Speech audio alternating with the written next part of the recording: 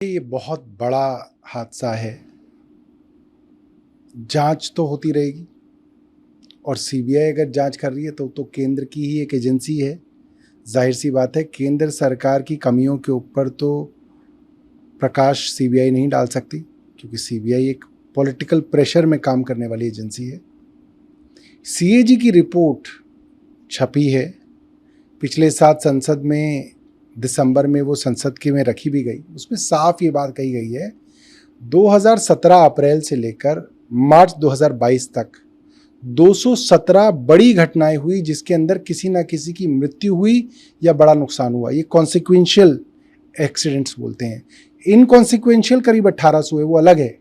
और इन 217 एक्सीडेंट्स में भी करीब 163 यानी कि 75% एक्सीडेंट जो है रेल की पटरी से ट्रेन के उतरने की वजह से एक्सीडेंट हुए हैं। और उसमें साफ कहा गया कि ये जो हज़ारों किलोमीटर की रेल लाइन है, जो पटरियां हैं, इनका रखरखाव सरकार ठीक तरीके से नहीं कर रही है।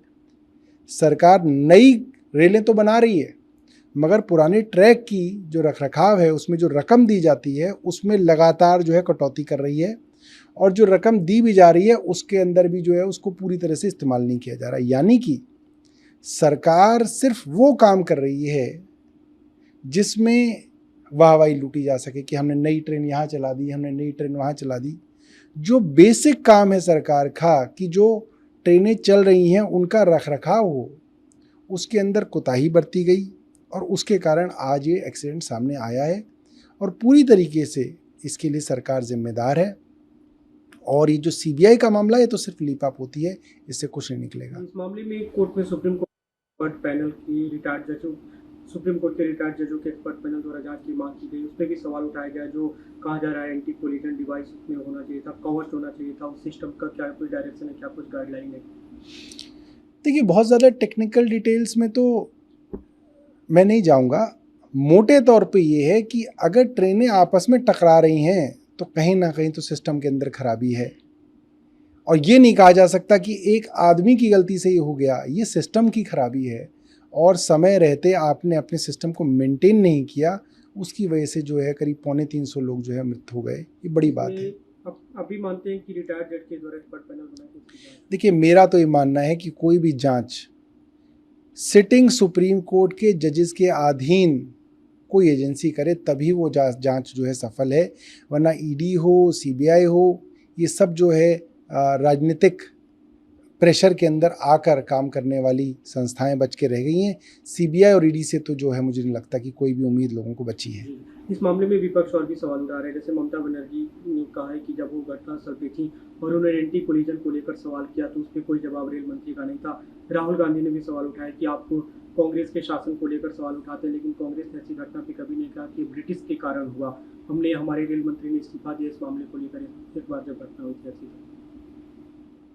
देखिए, अब तो इस केंद्र सरकार को 9 साल होने को आए। 9 साल बाद भी अगर आप जिम्मेदारी नहीं लेंगे तो आप कब जिम्मेदारी लेंगे? फिर तो किसी की जिम्मेदारी इस देश में बनेगी ही नहीं। जिम्मेदारी केंद्र सरकार की है, मंत्री की है। एक मंत्री खुद प्रेजेंटेशन देख के कह रहे हैं कि साहब हमने ऐसी एंटी कोलिजन डिवाइस बना दी, अब ट्रेनें नहीं टकराएंगी। जब ट्रेन टकरा गई और देश का सबसे बड़ा हादसा हो गया तो बोल रहे हैं कि ये जो डिवाइस थी ये यहाँ पे हमने लगाई नहीं थी। अरे भाई, ये डिवाइस नहीं लगाई थी तो कोई डिवाइस तो होगी। ये कोई पहली बार ट्रेनें कोई चल रही हैं देश के अंदर। एक ट्रेन दूसरी ट्रेन से ना टकराए तो बिल्कुल बेसिक टेक्नोलॉजी है। ये तो जब से ट्रेनें बनी होंगी तब से होंगी। तो ये कहना कि जो भी लीपापोती जो की जा रही है वो बहुत गलत है। और जिस तरीके से रेलवे मंत्री को बचाने की कोशिश करी जा रही है, ऐसा लगता है कि सरकार जो है पूरी तरीके से हर किसी के अपराध के ऊपर पर्दा डालने की कोशिश करती है। चाहे वो बृजभूषण शरण सिंह हो तो सरकार उनको बचा रही है, आज ये रेलवे मिनिस्टर हैं, सरकार इनको बचा रही है। सरकार तो अपने हर आदमी को सिर्फ बचाव करती है।